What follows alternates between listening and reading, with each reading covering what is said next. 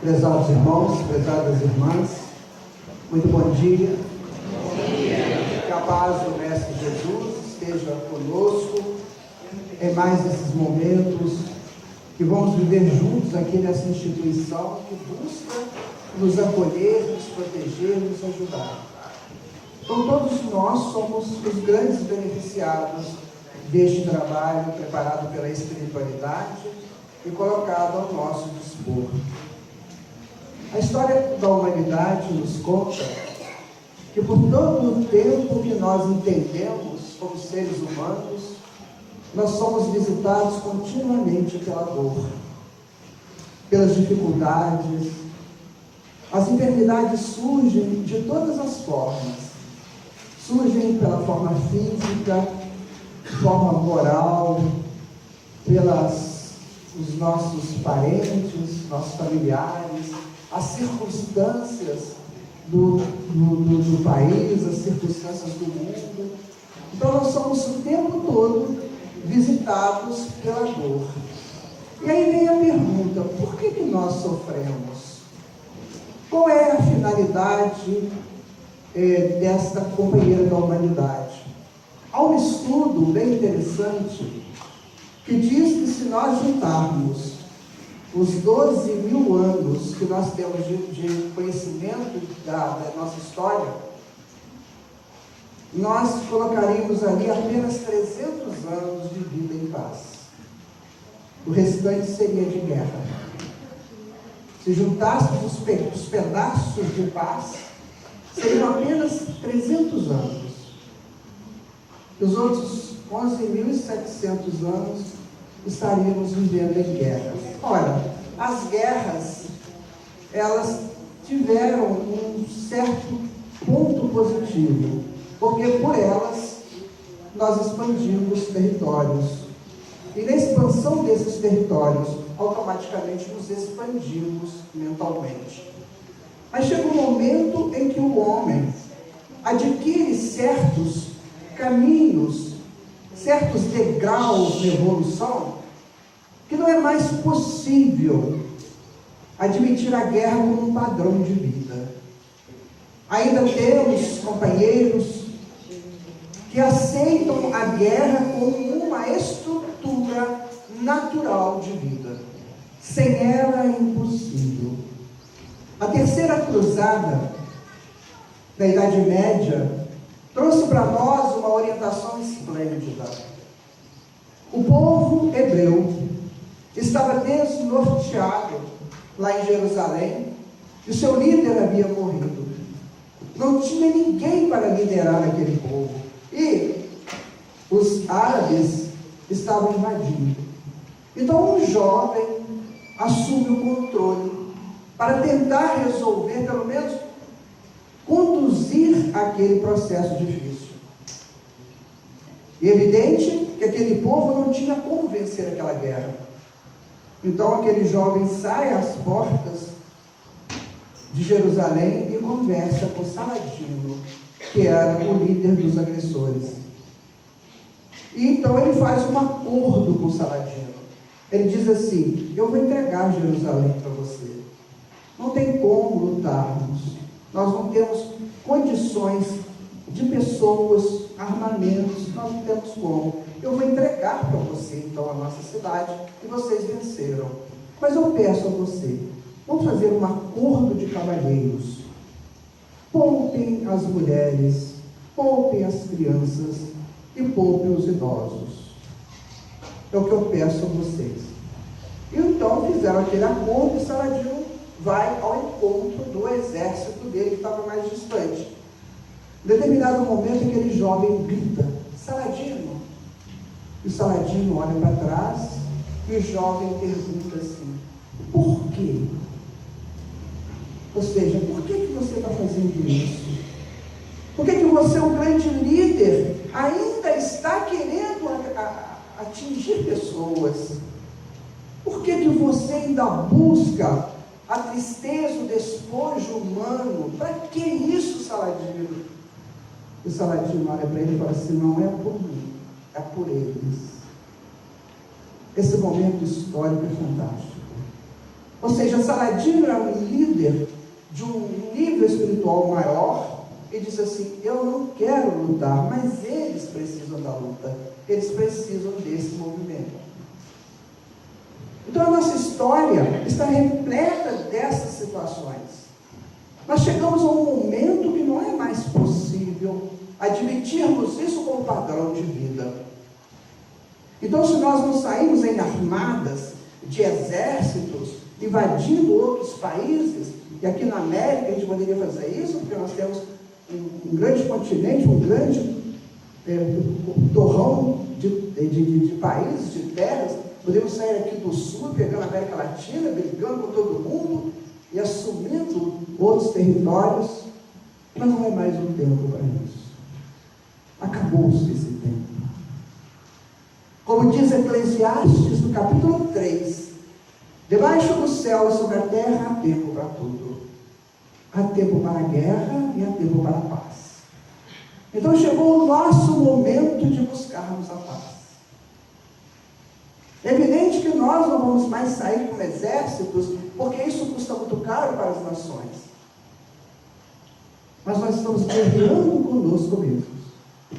Ainda guerreamos conosco. Ainda buscamos, de alguma maneira, um status que nos garanta, que nos sustente em nossos interesses pessoais. A questão 895 do Livro dos Espíritos, quando Allan Kardec pergunta à espiritualidade, vencido todos os vícios, resolvidas todas as questões que dificultam ao homem o seu acesso a planos superiores da paz, resta-lhe ainda alguma coisa para que ele tenha que arrumar? Ou ele já está livre para avançar além? E a espiritualidade diz assim: não, ainda falta, e falta muito. Falta que ele resolva o seu interesse pessoal, que a grande chaga, o grande processo final da soltura dos espíritos dos reinos inferiores para os reinos superiores. E aí nós começamos a analisar as nossas vidas, começamos a analisar aquilo que nós fazemos, e de fato, em tudo o que fazemos, o interesse pessoal está presente. Em tudo. Por que nós estamos aqui neste sábado? Que hoje poderíamos estar dormindo, né? Temos interesse da nossa cura. Por que estamos aqui conversando com vocês? Porque temos o interesse de aprender cada vez mais. Então, em tudo está um interesse. Esse interesse é positivo, sim. Desde que eu transfira esse interesse para aquisições de alto nível intelectual, emocional, espiritual, ótimo.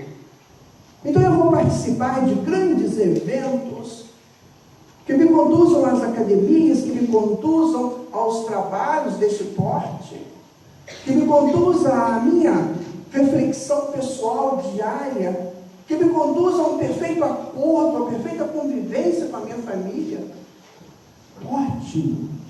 Mas enquanto o meu interesse é apenas de me colocar acima de todos, de querer ser sempre o mandão, o maior, o excelente, o supra-sumo, onde a minha palavra é a que vale. Pode ser até que eu te escute, mas vai prevalecer o que eu quero. E ainda temos a mãos cheias esse tipo de pessoa, esse tipo de comportamento. E aí você pergunta: para que eu sofro? Ora, o sofrimento ele está na razão direta das nossas agressões e não cumprimento das leis de Deus. E aí surge um outro grande problema. Existe Deus? E se ele existe, como ele é? É um grande questionamento da sociedade atual. Muitas pessoas falam que acreditam em Deus, falam que são tementes a Deus, o que é um erro. Deus a gente não pode temer, a gente tem que amar. Então fica aquela coisa: mas será que Deus existe mesmo?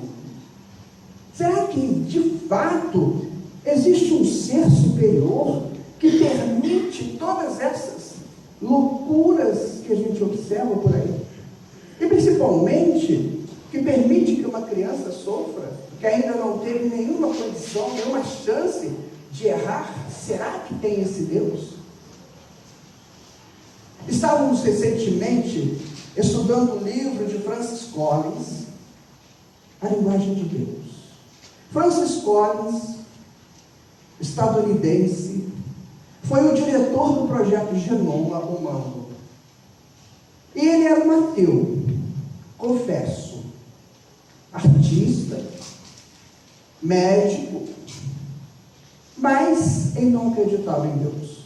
E foi quando ele foi convidado a participar do projeto Genoma, e nas suas pesquisas, do seu comprometimento com o tema, ele acaba se tornando diretor-geral do projeto.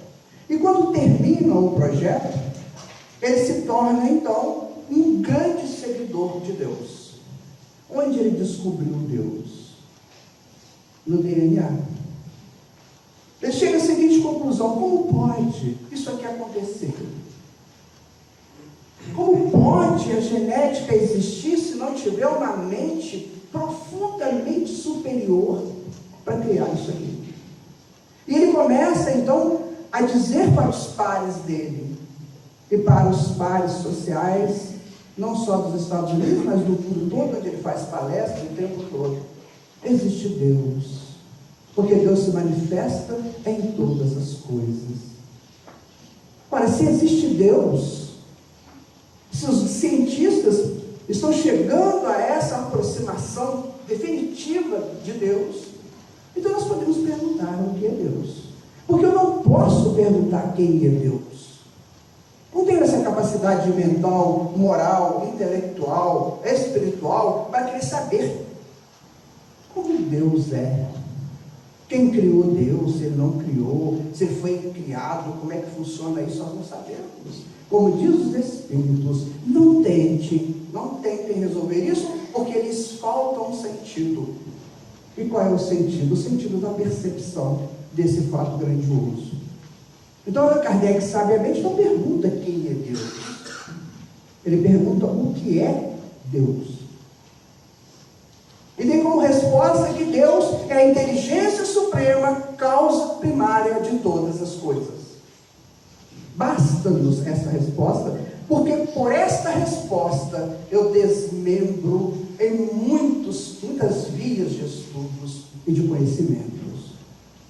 Então, se existe Deus, que tudo cria, e tudo é harmônico, então existem leis. Não é possível um cosmos, e cosmos significa harmonia.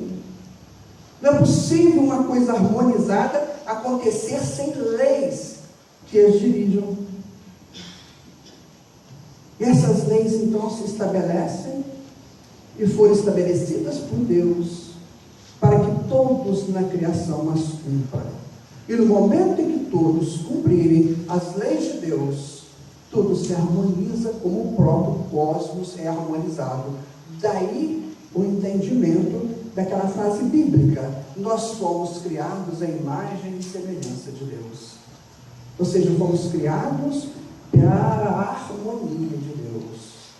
Mas Deus, quando cria os espíritos, porque quando Ele cria e as coisas se condensam e viram matéria, como nós vemos, essa matéria toda que tem por aí, isso segue rigorosamente a lei de Deus. Quando você estuda a química, a física, a botânica, a biologia, a zoologia, você vai ver que tudo segue rigorosamente a lei da harmonia.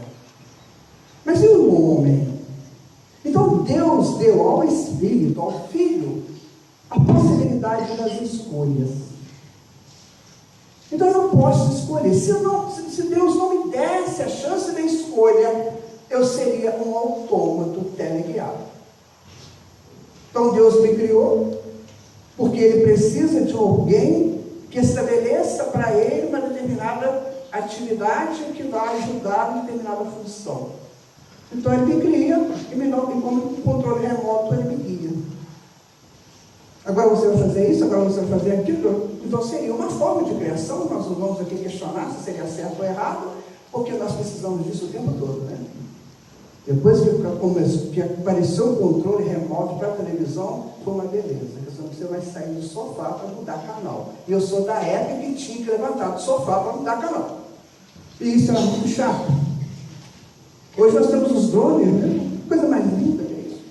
Nos Estados Unidos já tem redes de mercado fazendo entregas pelos drones. Tudo teleguiado. Então Deus podia ter feito isso para nós também. Eu vou criar centilhões de filhos, mas todos eles teleguiados. E já os crio numa situação em que eles não têm mais como avançar, é tudo aquilo. Eles serão programados definitivamente para aquilo. Mas Deus optou pelo outro lado. Ele optou pelo lado da bondade, da justiça, e optou pelo livre-arbítrio. Então eu te dou a vida e te dou a liberdade de você viver a sua vida. E você é semente, e você vai crescer. Então eu te crio simples e ignorante, e você vai tornar-se sábio e virtuoso através das suas tarefas, dos cumprimentos dos seus deveres. A cada processo, a cada nível da sua evolução, você terá um avanço. É como subindo uma escada, a cada degrau que eu vou, eu visto um pouquinho mais longe. E você vai se apropriando dos valores, da herança que eu já te dou quando eu te crio. Então todos nós já somos herdeiros de Deus. E temos em nós toda a construção da criação, mas vamos apropriando gradativamente.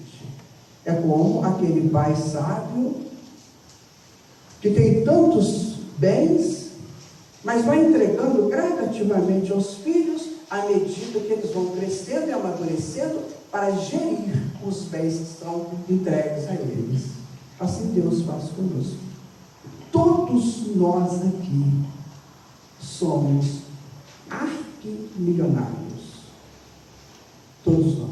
Anaxágoras, um grande pré-socrático, já dizia por volta dos anos 500 a.C. que o homem se assemelha a um mendigo. Mendigando a porta de um supermercado, sem saber que ele é o dono do supermercado. Então ele fica lá na porta, mendigando a todos que entram, mas ele é o dono do supermercado e ele não sabe disso. Então nós somos ricos, absurdamente ricos, extraordinariamente ricos. O evangelista Lucas, no capítulo 12, versículo 32 do seu evangelho, nos diz o seguinte: que Jesus, em conversa com os discípulos, com os apóstolos, disse assim: e Deus achou por bem estabelecer todo o seu reino dentro de vós. Jesus disse isso. Ora, se Jesus disse isso, eu vou questionar Jesus. E Jesus vai mais além, ele diz assim: e o reino de Deus está dentro e fora de vós. Aí a física quântica vai entrar em ação para nos explicar isso. Então nós temos o reino de Deus dentro de nós e temos fora de nós como estímulo de crescimento. E aí então nós entramos na vida. Começamos lá, como diz a questão 540 do Livro dos Espíritos, começamos como átomos. E vamos crescendo, e vamos evoluindo, e vamos agregando valores a partir da agregação das energias. Vamos trabalhando tudo isso, essa energia vai funcionando dentro do princípio espiritual, até que chega uma hora que esse princípio espiritual se transforma num princípio inteligente. E aí, como diz Joana de Ângeles, através de Divaldo Pereira Franco, a consciência emerge do inconsciente. E quando ela já emerge com toda uma história construída no inconsciente. Então ela não emerge sozinha, ela emerge amparada por todas as suas experiências anteriores vividas. E foi aí que Francis Collins começou a acreditar em Deus. Então o genoma humano nada mais é do que a resultante de experiências arcaicas daquele espírito. Então nós já vivemos desde o átomo, passando por todas as fontes possíveis da criação, até chegarmos ao homem, consciência imersa. Mas acontece que ao chegarmos nesse status de consciência aflorada, é-nos colocado o seguinte: até aqui eu te trouxe, agora você vai ter que se fazer, se construir. Até aqui eu te trouxe pelos instintos, que o instinto é um princípio inteligente, latente. Então você veio por tudo aquilo que eu fui te indicando. O gambá, quando é agredido, quando ele percebe que não tem jeito de fugir e de ganhar a luta, ele se faz de morto e exala um cheiro cadavérico para se defender. Quem ensinou isso para o gambá?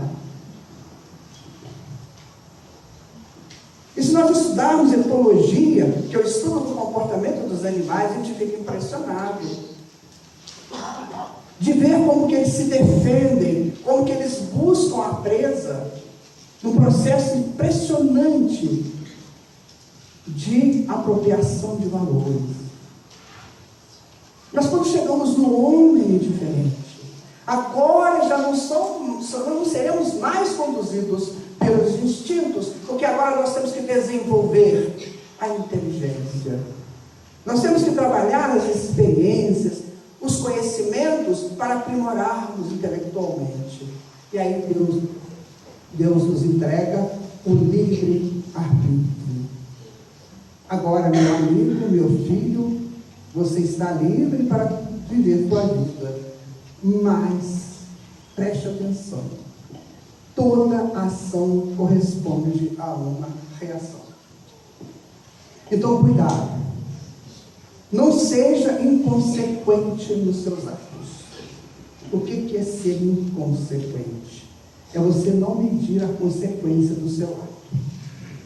Então, por exemplo, eu estou conversando com uma pessoa e de repente eu falo um palavrão para aquela pessoa. Não é um elefante que caiu na lama, não. É outro palavrão, bem grande, aquele palavrão terrível. Eu acho que sai bem, porque a pessoa saiu de perto de mim. Meu amigo, você gerou um campo energético perigosíssimo, porque ele vai voltar para você. E chega uma hora que você não consegue mais viver sem falar palavrão. Porque você se estabelece como agente do palavrão. Emmanuel, no livro O Pensamento e Vida, um dos mais extraordinários livros da literatura espírita, e a coisa desse tamanho, ele fala o seguinte: a mente é o espelho da vida em qualquer lugar. Então tudo que eu faço, eu arquivo na mente. E a mente entende que eu gosto daquilo. Então ela vai me trazer sempre aquilo de volta. Então se eu resolvo que eu sou muito poderoso, então a mente vai entender que eu sou poderoso. Então ela analisa como é que eu mantenho esse poder. Eu mantenho esse poder subjugando o outro. Então ela vai sempre me ensinar como subjugar de maneira melhor.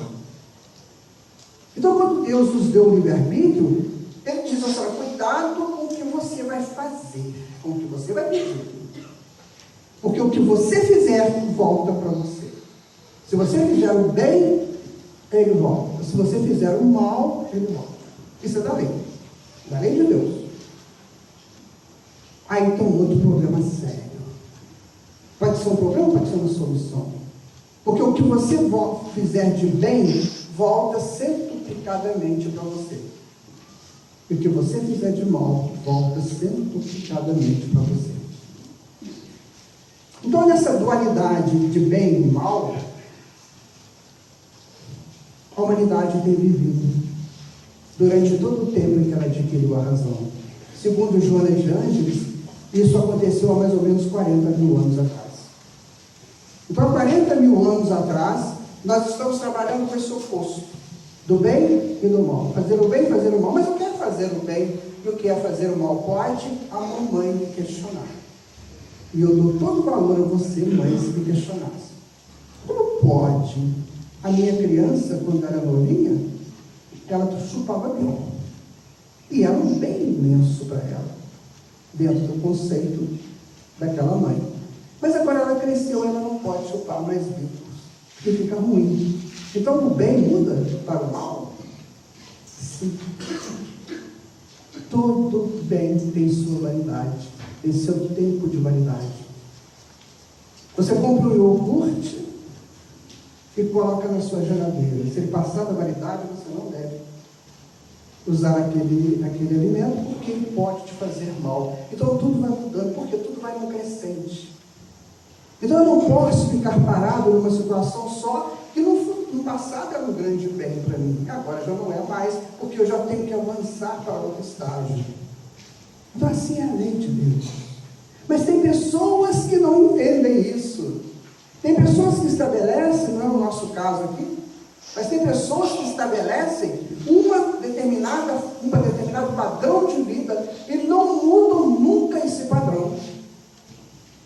Não mudam nunca. Conta o evangelista Marcos o seguinte: quando Jesus disse na ceia, ele fala assim: um de vós vai me trair. E alguém pergunta: mas quem será esse mestre? E Jesus falou assim: aquele que eu der um pão embebido em vinho, este vai me trair. E Jesus então parte o pão, bebe no vinho e entrega a Judas. E diz para Judas: Judas, faça rápido o que você tiver, o que você tem que fazer. Isso é complexo. Mas vamos deixar esse momento, vamos para o momento seguinte. Então Judas vai até Herodes, até os sacerdotes, e fala assim: olha, eu vou entregar para vocês quem é Jesus. Eu sou apóstolo dele, vou entregar para você. Então eles combinaram lá um dinheiro. A Bíblia, a história fala 30 dinheiros. Eu não sei se era denário, se era talento, a gente não sabe que tipo de dinheiro que era. Então, os sacerdotes ficaram felizes da vida. Vamos analisar isso? 3 elementos a serem analisados: Judas, Jesus e sacerdotes. Certo?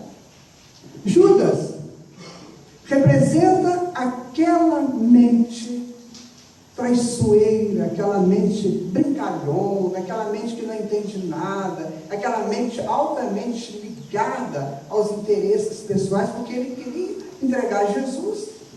E quando Jesus estivesse lá sendo pego pelos romanos, Jesus então faria sinais extraordinários, e o povo saía correndo de medo dele e estabelecia o reinado para ele. Era essa a ideia de Judas. Judas não era mau, ele só se confundiu e se equivocou. E nós também nos equivocamos, então somos Judas. Quem é Jesus? Jesus é o Cristo que somos também. Em nós existe toda a potência do Cristo. E quem é Herodes?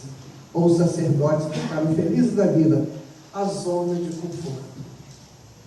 Então, no momento em que eu abafo o Cristo pelos meus equívocos, eu me fixo na zona de conforto e fico muito feliz na zona de conforto. É que muitas pessoas fazem. Eles estabelecem uma zona de conforto e falam da seguinte maneira: mas eu sou tão bonzinho, eu sou tão bom, como é que isso aconteceu comigo? Quando acontece um fato qualquer com um ente querido nosso, a gente fala assim: mas ele é tão bom, uma pessoa tão boa. E aí nós vamos a Jesus. Chegou para Jesus um homem e disse assim: bom mestre. Ele falou: peraí. Eu não sou bom. Bom é o Pai. Eu sou mestre. Olha, se Jesus não se considera bom, eu vou me considerar bom. E por que Jesus não se considerou bom? Porque Jesus também está no seu projeto de evolução. Por incrível que pareça, mas ele ainda está evoluindo. Então é preciso que a gente comece a pensar que quando eu estabeleço certos padrões de vida, eu quase que estou me estabelecendo uma zona de conforto, tais quais aqueles sacerdotes que vibraram quando puderam prender Jesus. Ou seja, eu prendo Cristo, então esse Cristo não vai me incomodar, a minha consciência não vai me incomodar. E aí nós vamos vivendo.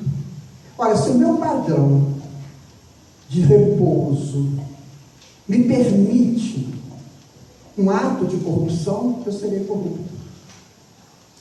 Se ele me permite um ato de não amor ao meu semelhante, eu não amarei meu semelhante.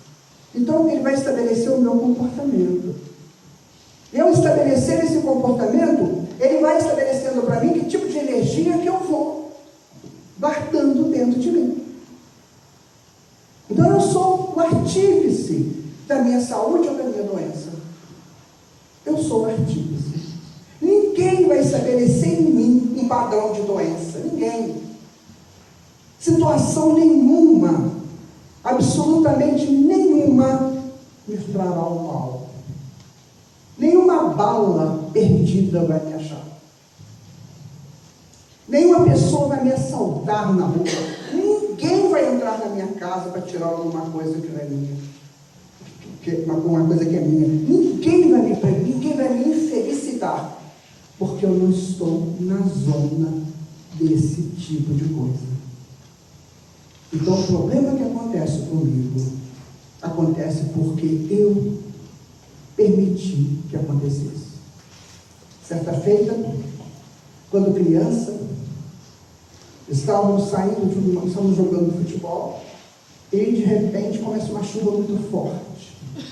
E nós saímos correndo para o vestiário, aquela coisa, mas quando eu estava entrando no vestiário, caiu um raio. O raio caiu a 1 centímetro no máximo de mim. Eu cheguei a sentir até o efeito da energia do raio. Era mais um passo para cá, eu já estaria aí, né, bem longe de vocês. Por que o raio não caiu em mim? E por que aquele outro, que de repente resolve repousar, está cansado, assenta debaixo de uma árvore, e de repente vem um raio, e o atinge, ele desencarna? Isso é acaso? Se for acaso, Deus perdeu o destino, perdeu o controle da criação. Porque ele cria o raio, cria a árvore, cria o filho. Ele cria o processo, ele cria o intermediário, o condutor, e cria quem vai atingir. Então ele não sabe o que ele está fazendo. A espiritualidade nos conta que essas energias que nós estamos arquivando em nós, pelo mau uso do livre-arbítrio, quando eu falo e retorna para mim de forma centrifugada, ela cria nódulos ou complexos no perispírito. E esses complexos precisam ser resolvidos, porque eu preciso alcançar a perfeição. Jesus nos disse: sede perfeitos, como perfeito é o vosso Pai Celestial. Então, eu preciso dessa perfeição, porque só perfeito eu terei paz e felicidade. Só assim. Então, vamos imaginar que numa encarnação passada, ou mesmo nessa, eu tenha abortado. E porque o homem também aborta, viu, minha gente? Não é só a mulher que aborta, não. O homem também aborta. No momento em que ele aceita o aborto do filho, se ele for consultado, ele aceita, ele também abortou. Então eu abortei uma criança. O que eu gerei? Um campo eletromagnético complexo no meu centro genésico, que cuida das minhas atividades sexuais e das minhas atividades de reprodução.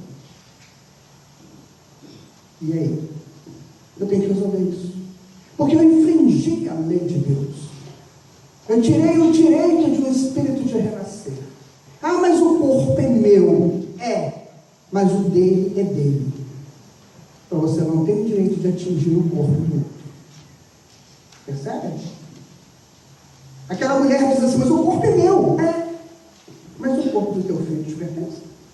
Então você assassinou teu filho. A não ser que a saúde da mulher esteja em risco. Muito bem, eu crio esse campo. Eu tenho que resolver isso. Porque se eu não resolver isso, eu não consigo a paz e a felicidade. Aí vem a enfermidade. Por que vem a enfermidade? Porque aquele campo retorna para mim. Ele pode retornar numa agressão ao corpo físico, com uma doença agressiva ou com uma doença que vai de maneira crônica. Ela vai e vai, você vive uma vida inteira doente, uma vida inteira. Tudo que você faz não consegue resolver. Por quê? É como se fosse um conta-gota.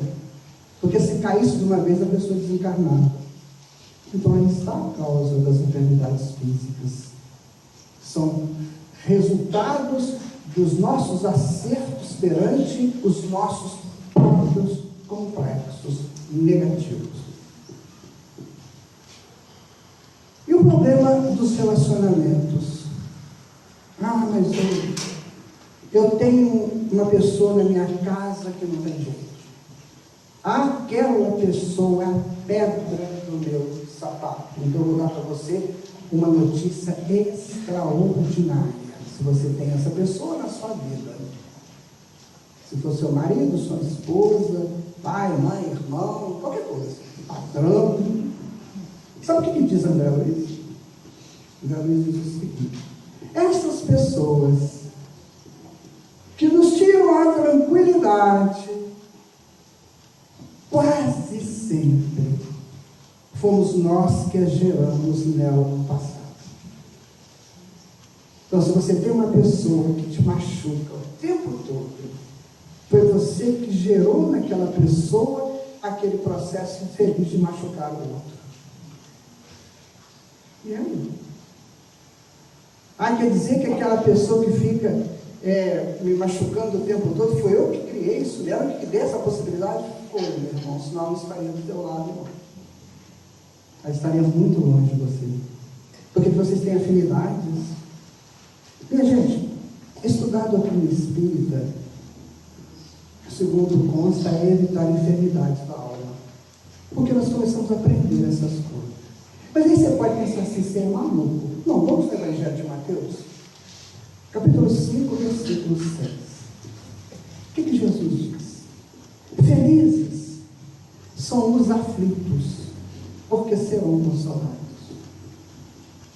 Felizes os aflitos, porque serão consolados, ou bem-aventurados os aflitos.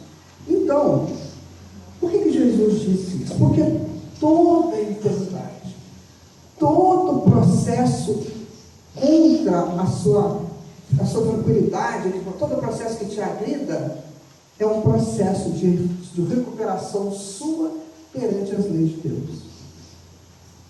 E tem pessoas que gostam de se vitimizar, não é assim? Pois é, você viu o que a pessoa fez comigo, é um absurdo. E aí começa.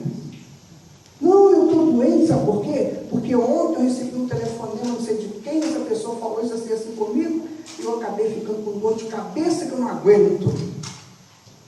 A pessoa que fez, ou foi você que recebeu aquele contato com aquela energia contrária e que você precisava dela? Nós conhecemos um caso muito interessante de uma menina que teve uma infância sem nenhuma possibilidade de erro. Uma criança extraordinária, que viveu todo o seu crescimento em níveis altíssimos de moral, de ética. Quando ela chega na adolescência, aí vem as hienas. Agora vocês vão conhecer quem é essa pessoa. Agora que vocês vão conhecer. É uma adolescente extraordinária. Uma menina de uma capacidade intelectual, de uma capacidade familiar, de um amor esplêndido e grande pela família, que encantava todo mundo, os professores, os alunos, os colegas, ela ensinava todo mundo. Uma menina extraordinária. Não pode, né? Quando ela fez 18 anos, ela fala para mim, cara, assim: mãe, eu gostaria de morar sozinha. Não vou fazer nada de errado. Eu não estou buscando liberdade para fazer erros. Não.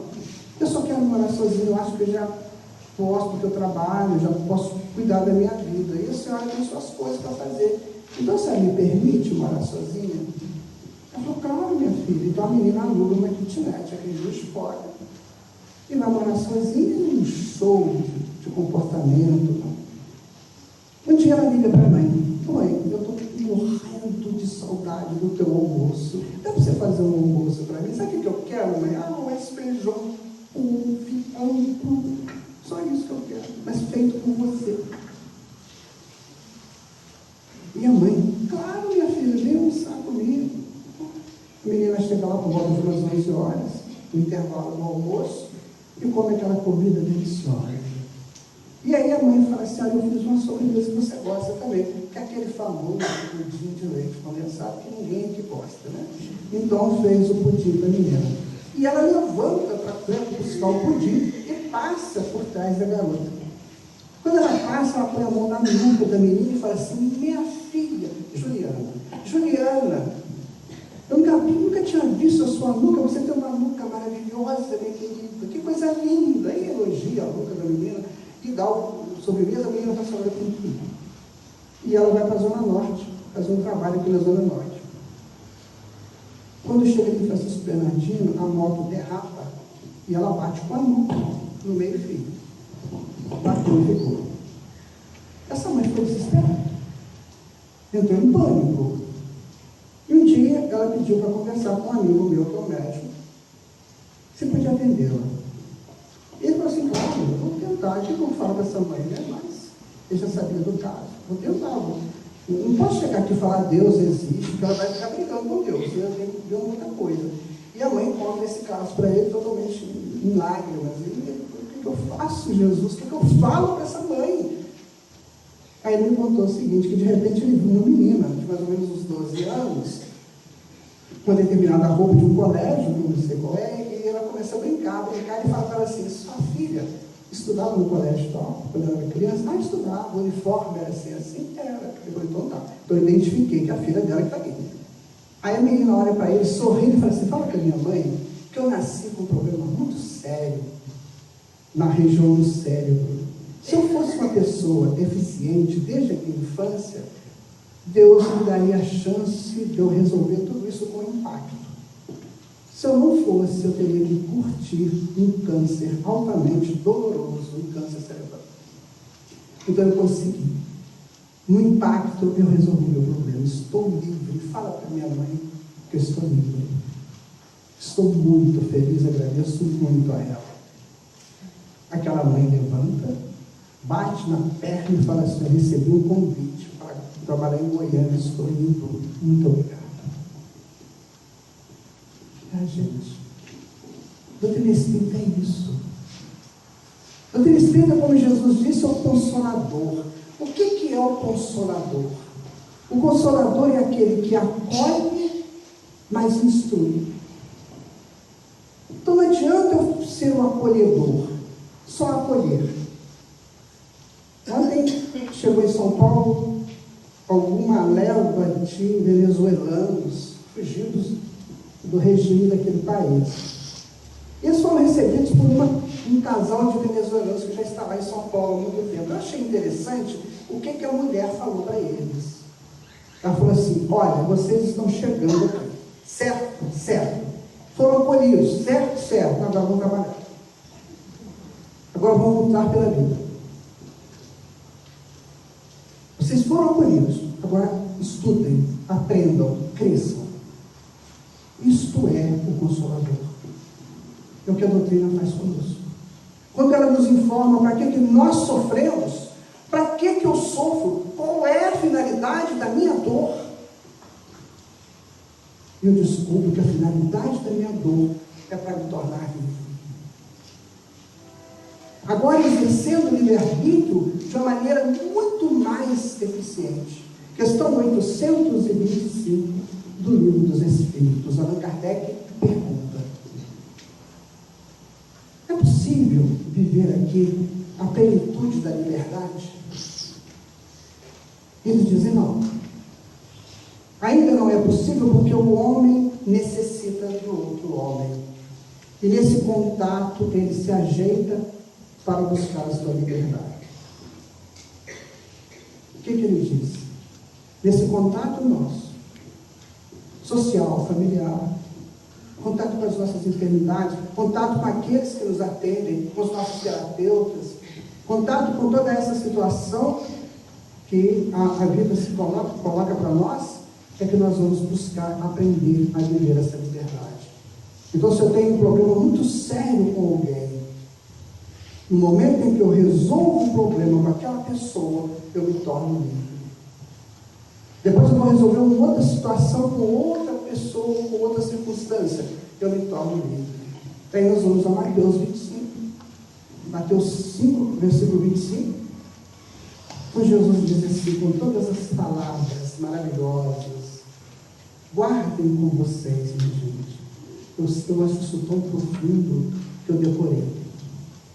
Ele diz o seguinte: concilia-te depressa com o teu adversário, enquanto você está a caminho com ele, para evitar que ele te leve ao ministro, o ministro te leva ao juiz, e o juiz te leva ao oficial, o oficial te prende, e você só vai sair de lá depois que você pagar o último cêntimo, ou a última gota, ou o último centavo. Então, amigo e amiga, se você está vivendo uma adversidade, seja ela uma enfermidade, seja ela uma circunstância que você não está gostando, o seu emprego, o seu desemprego, né? O Brasil, tem gente que detesta o Brasil, então é uma circunstância negativa na sua vida. Se você está vivendo uma circunstância que se torna uma adversidade para você, porque o adversário não é só o ser humano, é a circunstância também. Então, se você estiver vivendo isso hoje, concilia-te depressa com isso. Se a dor está te visitando, tenta entender por que ela chegou. Bate um papo com a dor. Amiga, por que você está me pegando? Qual o problema? E ela vai te dizer: ah, mas você é louco. Não, gente, não sou louco. Sabe por quê? É fácil, é fácil. Vamos imaginar que o meu problema seja uma gota. Eu nem sei o que é isso, mas isso me dói, tá? Mas, uma gota. E a gota está doendo. Está doendo. Eu vou no médico, ele me dá remédio, resolve, tá? E está doendo. Aí eu estou brigando com a gota. Mas essa gota também, um dia o pai fala assim: gota, me explica, por que você está doendo? Por que você está comigo? Qual é a tua? O que você quer de mim? Gente, é sério. A gota só existe por causa de um complexo energético que foi criado. Concorda comigo? A gente conversou isso antes. Então tem um complexo energético. Esse complexo energético, ele tem a informação da constituição dele. Então vamos imaginar que a gota foi gerada porque um dia eu peguei um pedaço de pau e dei 90 cacetadas e matei 90 pessoas. Isso acontecia. Isso é fácil de acontecer. Então eu fiz isso. Então eu criei um complexo eletromagnético que hoje se traduz numa gota. Aí eu começo a conversar com a minha gota. Eu entro na faixa psíquica da gota, eu vou entender. Ah, eu fiz isso. Então vamos resolver isso aí. Eu conheço pessoas que se curam assim, conversando com a doença. O que você quer de mim? Onde foi que eu gerei você? E aí ela consegue entrar num campo vibratório, claro, a espiritualidade ajuda. Aí você percebe: ah, foi ali. Por que eu não gosto de determinada pessoa? Nossa, essa pessoa nunca me fez mal, mas eu detesto. Só de olhar para ela eu sinto mal. Então eu tenho que entender por que eu sinto mal. Aí vamos analisar. A gente vai entender direitinho onde foi o problema. Então isso é misericórdia de Deus, que nos ajuda a nos corrigir. Então, minha gente, nós estamos vivendo um tempo de muitas transformações, muitas, imensas. E a gente às vezes não percebe o quanto o teor dessas transformações, porque nós estamos envolvidos com ela. É a mesma coisa que eu estiver dentro de um campo de ações e vivendo ali, fazendo coisas, numa feira. Eu estou aqui um feirante, vendendo aquela coisa, aquele conjunto de pessoas, e eu não vejo o todo. Mas imagina que no dia seguinte, na semana seguinte, eu não vou mais ser o feirante. Eu vou subir num monte e vou ver os feirantes trabalhando. Então a minha informação será outra, será diferente. Então nós temos que fazer isso. Muitas vezes, sair do problema para ver o problema de cima. E aí eu consigo entender por que eu estou sofrendo, por que está doendo. Então eu vou usar os remédios com mais cuidado. Eu vou usar a terapia espiritual com muito mais cuidado.